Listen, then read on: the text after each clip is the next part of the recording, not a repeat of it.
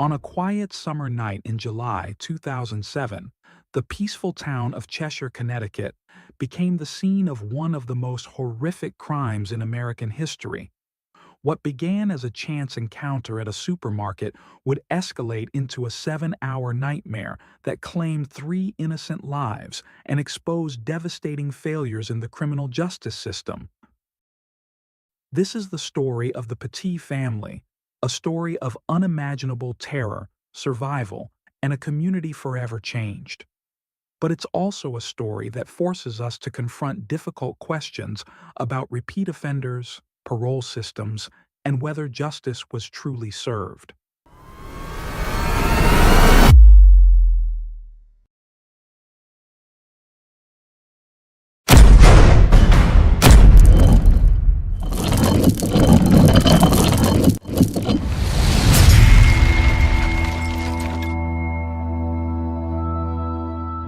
Are you ready for the darkest stories Britain has to offer? Introducing our new book, Unreal True Crime, British edition. 35 shocking true murder cases that will keep you on the edge of your seat. Available now on Amazon in paperback and Kindle, or grab your instant PDF download from our website. Links are in the description below. Don't miss out. Get your copy today. And now, let's continue with today's case.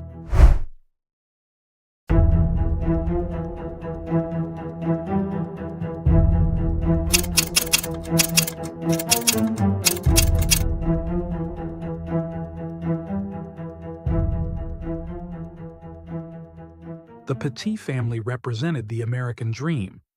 Dr. William Petit Jr. was a respected endocrinologist who had practiced in Plainville, Connecticut since 1989. Born on September 24, 1956, in Southington, Connecticut, William grew up in a family deeply involved in their community. His father ran a general store and served on the school board and town council. After graduating from Dartmouth College, William attended the University of Pittsburgh School of Medicine, where his life would change forever. In 1985, while working as a third-year medical student at Children's Hospital of Pittsburgh, he met Jennifer Hawk, a new oncology nurse at the same hospital. Their connection was immediate, and they married on April 13, 1985 in Meadville, Pennsylvania. Jennifer, born September 26, 1958 in Morristown, New Jersey, brought warmth and dedication to everything she did. She became the co-director of the health center at Cheshire Academy, a private boarding school where she was beloved by students and staff. Despite being diagnosed with multiple sclerosis, Jennifer never let her condition define her.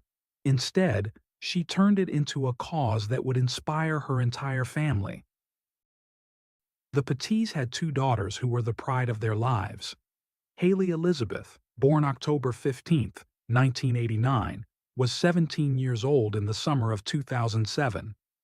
She had just graduated from the prestigious Miss Porter's School in Farmington, where she excelled in everything she touched. Haley ran varsity cross country, played basketball and crew, maintained a spot on the high honor roll, and was elected Athletic Association head, a senior leadership position.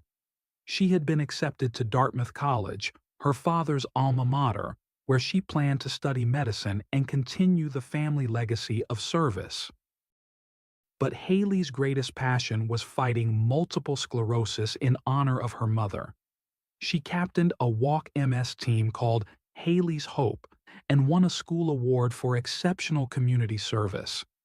Her dedication to this cause would become part of her lasting legacy. 11-year-old Michaela Rose Petit, born November 17, 1995, was the family's creative spirit.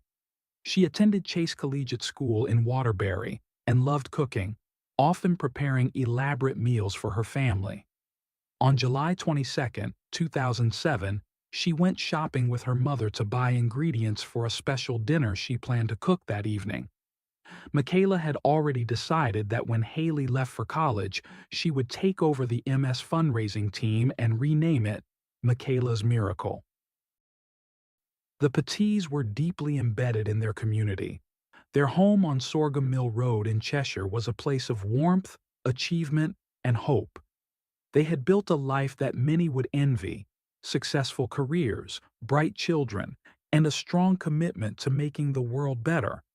But unknown to them, they had been noticed by two men who would destroy everything they had built. Joshua Komisarjevsky was 26 years old in 2007, with a history of burglary convictions and drug abuse. Born on August 10, 1980, he had been adopted by Ben and Jude Komisarjevsky into a family with deep ties to the arts. His grandfather was the renowned theater director Theodore Komisarjevsky. But Joshua's life had taken a dark turn. He had spent years in and out of the criminal justice system, and by July 2007, he was on parole. Stephen Hayes, 44 years old, had an even longer criminal record dating back to a burglary conviction in 1981 when he was still a teenager. Born on May 30, 1963, Hayes had spent much of his adult life cycling through the prison system. Court documents would later reveal a disturbing pattern of cruelty that began in childhood, including severe abuse toward his younger brother. The two men had met through a halfway house drug treatment program. Both were supposed to be under supervision, monitored by the parole system designed to protect the public. But on July 22, 2007, they were free to walk the streets of Cheshire, planning their next crime. Sunday evening, July 22, 2007, seemed like any other summer day. Jennifer Petit took 11-year-old Michaela to a local supermarket. Michaela was excited about the special dinner she planned to cook for her family. As they shopped for ingredients, they had no idea they were being watched. Joshua Komisarjevsky spotted them in the store. Later testimony and trial evidence would reveal that he followed Jennifer and Michaela from the supermarket back to their home on Sorghum Mill Road. He observed the family, their routine, their beautiful home. He saw opportunity. He saw targets. That evening, Komisarjevsky contacted Stephen Hayes. At 7:45 p.m., Hayes sent a chilling text message. "I'm chomping at the bit to get started. Need a margarita soon." Over the next hour and a half, between 8:45 p.m. and 9:20 p.m., the two men exchanged texts that prosecutors would later use as evidence of premeditation. They were joking, planning, anticipating what they were about to do.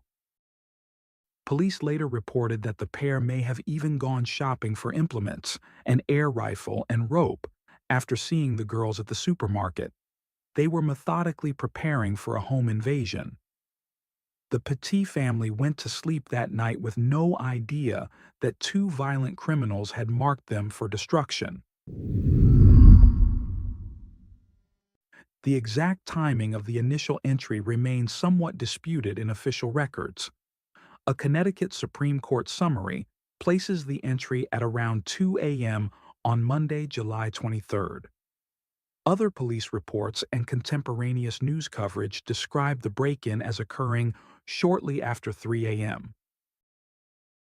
What is clear is that Hayes and Komisarjevsky entered the Petit home in the early morning darkness. Dr. William Petit was sleeping on a couch on the first floor, having dozed off after watching television. He was suddenly awakened by a devastating blow to his head with a baseball bat they had found in the home. The attack was brutal and immediate. William was dragged to the basement, disoriented and bleeding. The intruders bound him with rope and pillowcases, ensuring he couldn't escape or call for help. They beat him repeatedly. Later medical evidence would document severe injuries: head trauma, facial fractures, and extensive bruising. But somehow, William remained conscious, trapped in his own basement while the nightmare unfolded upstairs. Jennifer and the two girls were herded into their bedrooms and tied to their beds. The intruders told them this was just a robbery, that if everyone cooperated, no one would be hurt. It was a lie that would be repeated throughout the ordeal, a cruel psychological tactic to maintain control while they methodically planned something far more sinister. For approximately 6 to 7 hours, the Petit family endured unimaginable terror. The intruders ransacked the house, searching for valuables, credit cards, bank information. They demanded to know where money was kept, what accounts the family had access to. All the while, they kept the family separated, bound, and terrified. At some point during this period, Stephen Hayes left the house and went to a nearby gas station. Surveillance video captured him purchasing $10 worth of gasoline in containers taken from the Petit garage. This wasn't for a getaway vehicle. It was for something far more horrific. As morning broke on July 23rd, the situation escalated into its most critical phase. The intruders had decided to force Jennifer to go to the bank and withdraw money. It was around 9 a.m. when Stephen Hayes drove Jennifer to the Bank of America on Maplecroft Plaza in Cheshire, holding her hostage in her own vehicle. Jennifer knew she was in grave danger. She knew her family was being held in the home. But she also saw an opportunity to get help. When she entered the bank, she managed to communicate to bank personnel that something was desperately wrong. The bank manager immediately recognized the danger Jennifer was in. At 9:21 a.m., while Jennifer was still at or near the teller window, the bank manager called 911. He tracked Jennifer's movements in real time, updating the dispatcher as she completed the forced withdrawal. At 9:25 a.m., the dispatcher relayed critical details to a supervising officer. 1 minute later, at 9:26 a.m., a broadcast went out to all Cheshire police units with vehicle information and the license plate number. The wheels of law enforcement were now in motion. Police were dispatched toward both the bank area and the Petit residence. But for the family trapped inside the house, time was running out. When Hayes returned to the house with Jennifer and the withdrawn money, the situation inside had already deteriorated beyond imagination. While Hayes had been at the bank, Komisarjevsky had assaulted Michaela. He had taken explicit photographs with his cell phone, evidence that would later be crucial in proving the depraved nature of these crimes. Jennifer was also assaulted. The medical examiner would later confirm that both mother and youngest daughter had been victimized in the most horrific ways possible. The intruders had never intended to simply rob the family and leave. They had planned something far more permanent. The men knew police were likely coming. The bank manager's call had started a countdown they couldn't stop. Rather than flee and abandon their victims alive, Hayes and Komisarjevsky made a decision that would seal their fate as two of the most hated criminals in Connecticut history. They doused the house with the gasoline Hayes had purchased. They poured it around the beds where Haley and Michaela lay tied and helpless. Then they set the house on fire. Jennifer Hawk Petit, 48 years old, didn't die in the flames. She was strangled to death, a final act of violence before the fire could consume her. Her daughters, 17-year-old Haley and 11-year-old Michaela, died from smoke inhalation as the flames spread rapidly through the home. They were conscious when the fire started. They knew they were going to die. In the basement, Dr. William Petit was still bound but conscious. The smell of smoke filtered down to him. He could hear the sounds above. Summoning strength he didn't know he had, despite his severe injuries, William managed to free himself from his restraints. He crawled to a basement window, kicked it open, and escaped to a neighbor's yard. He collapsed on their porch, bloody and barely conscious, but alive. Cheshire police arrived at the Petit residence to a scene of chaos. The house was visibly burning. Just as they arrived, they saw two men exit the house and get into a vehicle in the driveway. These were Hayes and Komisarjevsky, attempting to flee the scene of their crimes. What happened next unfolded in seconds. The suspects started the vehicle and began to back out. Police moved to block their exit. Rather than surrender, the suspects rammed their vehicle into multiple police cruisers, trying desperately to escape. But the collisions disabled their vehicle. They were trapped. At gunpoint, both Stephen Hayes and Joshua Komisarjevsky were taken into custody. They were arrested at the scene while firefighters rushed to battle the blaze, consuming the Petit home. When firefighters finally suppressed the fire and could safely enter, they discovered what everyone had feared. 3 bodies were found inside. Jennifer, Haley, and Michaela had all perished. The only survivor was Dr. William Petit, who had been transported to the hospital with life-threatening injuries. Multiple scenes had to be secured. The bank where Jennifer had made her desperate silent plea for help, the burning home where 3 women had died, and the collision site where the suspects had been arrested. The Cheshire Police Department, Connecticut State Police Central District Major Crime Squad, and the State Fire Marshal's Office all responded to what had become one of the most heinous crimes in Connecticut history. The investigation that followed built an overwhelming case against both perpetrators. Text messages between Hayes and Komisarjevsky from the night before the crime showed clear premeditation. Their joking, anticipatory messages about getting started demolished any defense that this had been a burglary that spontaneously escalated. The cell phone belonging to Joshua Komisarjevsky contained photographs that were almost too disturbing to describe. Digital images showed the victims bound and included explicit photos of the assault of Michaela. Technology expert John Farnham testified about these images at trial, and they became crucial evidence linking Komisarjevsky directly to the assault charges.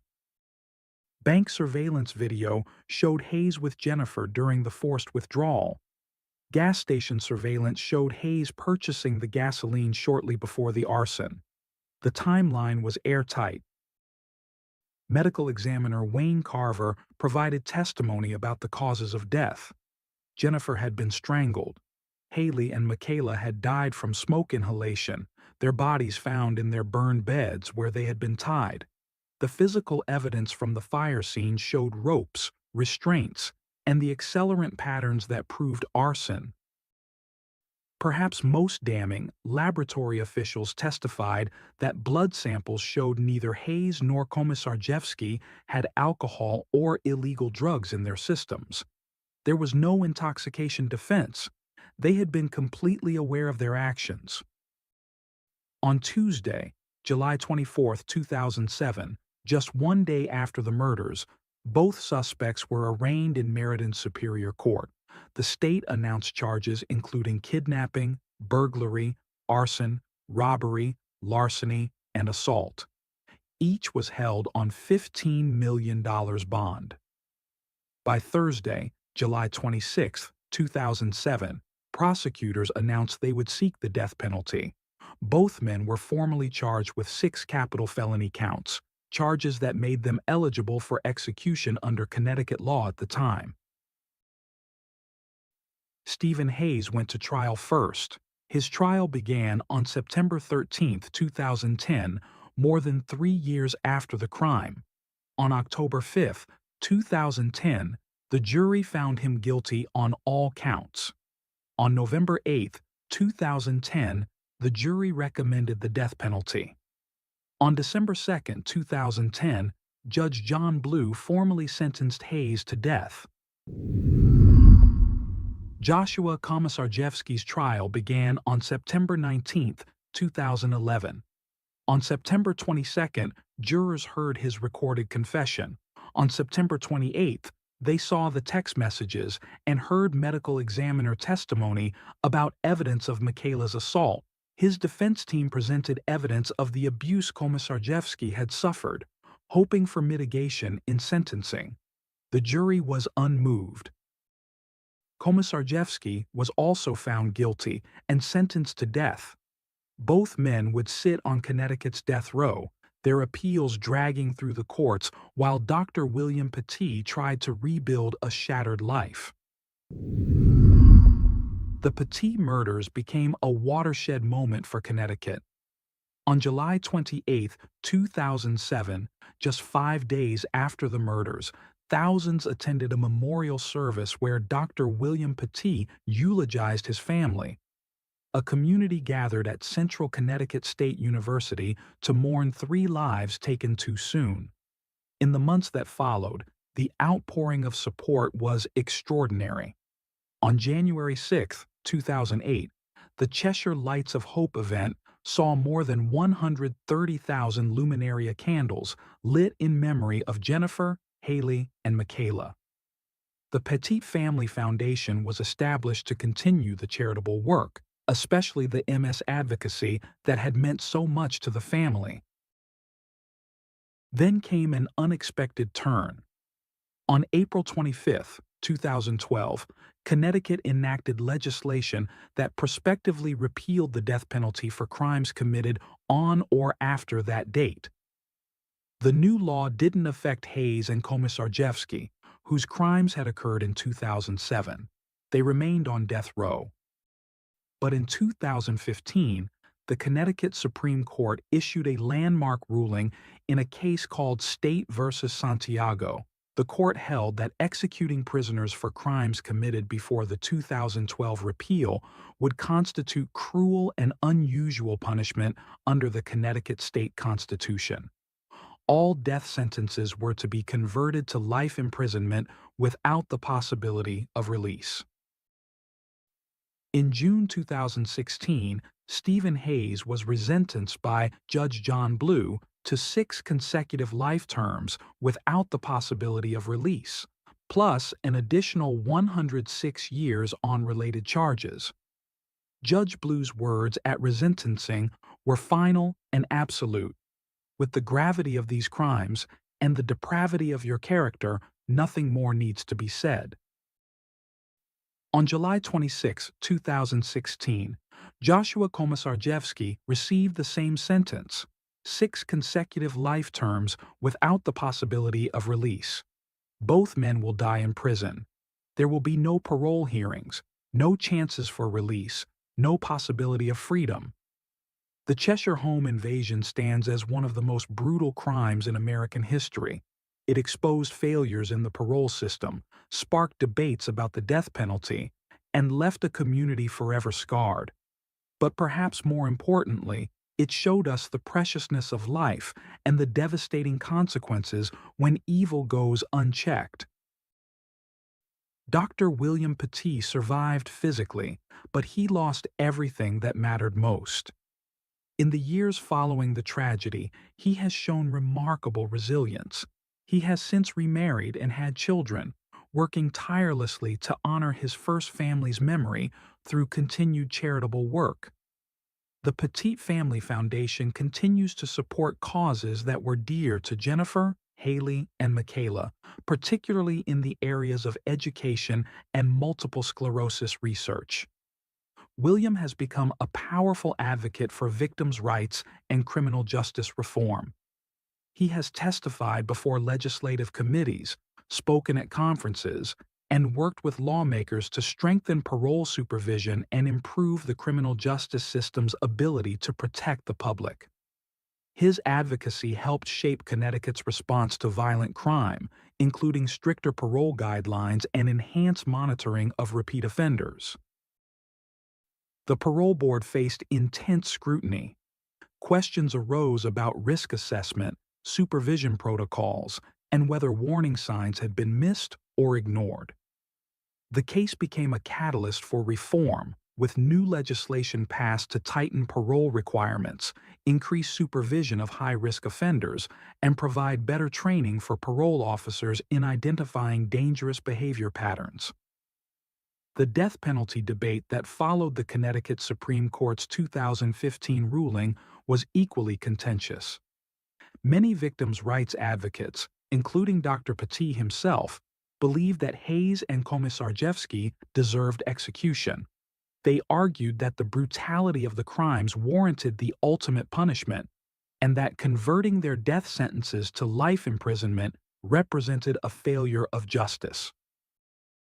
Others saw the Connecticut Supreme Court's decision as a principled stand against capital punishment, regardless of the heinousness of the crime.